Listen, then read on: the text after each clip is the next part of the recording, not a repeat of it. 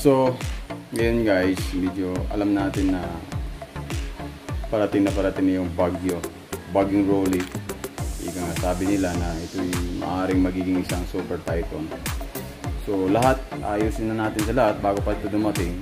So, darating siya maybe on Sunday afternoon or Monday morning. Maaaring darating siya dito sa Pilipinas, especially dito sa bayan po ng Tarlac. Kami po talaga ay madadaanan ng bagyo. Kaya ngayon pa lang, ayusin na natin guys yung dapat ayusin. Ikabit natin ang mais yung dapat ikabit at saka alisin na natin yung mga irong maaaring lumipad. Yan. Samahan nyo ako para alisin yung mga yero na yun. Okay? So by the way guys, kayong mga nandyan na maghahanda pa lang sa darating na bagyo, isipin natin na hindi biro itong paparating na bagyo, dapat nating paghandaan. Especially yung mga mahalagang dokumento dapat nating isaayos, mga birth certificate, marriage certificate, lahat ng mga mahaling dokumento ay ilagay natin sa isang bag at balutin muna natin ng plastic para if ever na magkaroon talaga ng malakas na hangin, uulan, tapos mabasa yung ating mga dokumento, hindi siya ganun masisira. So yun yung isa sa pinaka dapat nating paghandaan. Pangalawa, dapat mayroon tayong mga pagkain sa loob ng ating bahay. Kasi para hindi tayo magutom. Kasi hindi na tayo pwedeng bumili habang bumabagyo. So dapat ngayon pa lang, nakabili na tayo ng mga pagkain. Bumili tayo ng maraming sardinas, tuyo. At pagkatapos ng bagyo,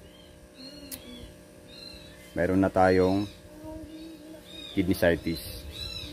Bumili kayo ng maraming ice cream at pagkatapos ng bagyo, magka-diabetes kayo. Okay?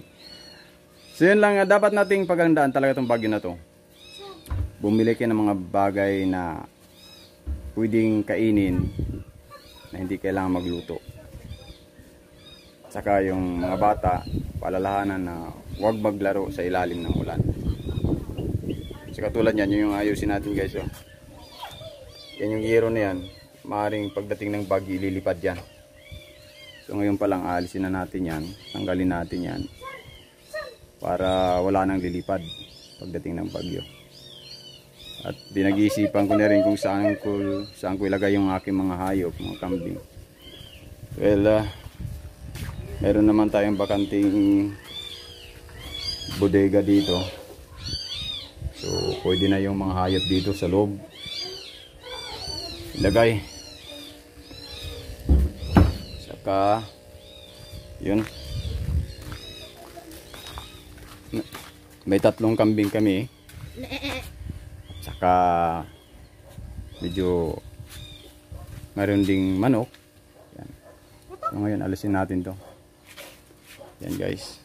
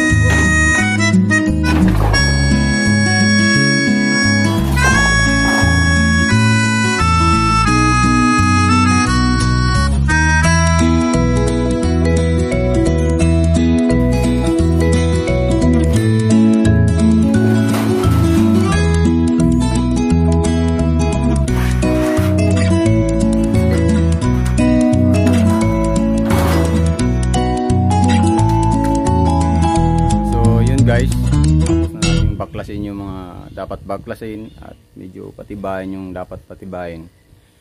So dagdag ko lang guys dun sa mga sinabi ko kanina na kailangan din pala natin ng load, of course.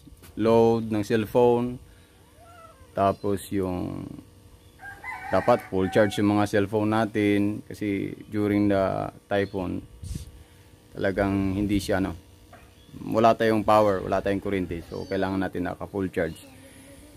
And another thing is dapat may flashlight tayo na may baterya o kaya kung rechargeable flashlight man yan, charge natin, full charge na natin.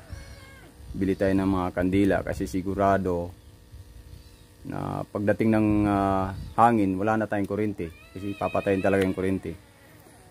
So yun yan, tandaan natin guys. So isa rin na mahalagang tanda natin na alam natin kung ano yung evacuation area natin, kung saan tayo pwedeng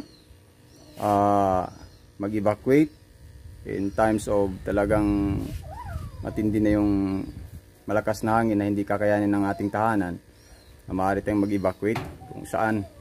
Alamin din natin. So briefing natin yung family natin. Anong gagawin natin pag ganitong mga pagkakataon? Yan.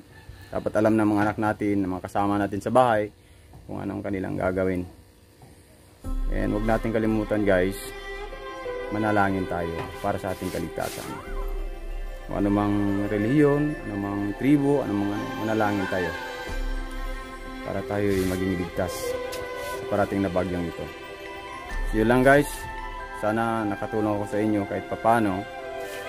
At kung kayo naghahanda, kami rin naghahanda dito kasi kami mismo yung madadaanan ng bagyo. Yun lang. So good luck na lang sa ating lahat. God bless sa inyong lahat. Keep safe.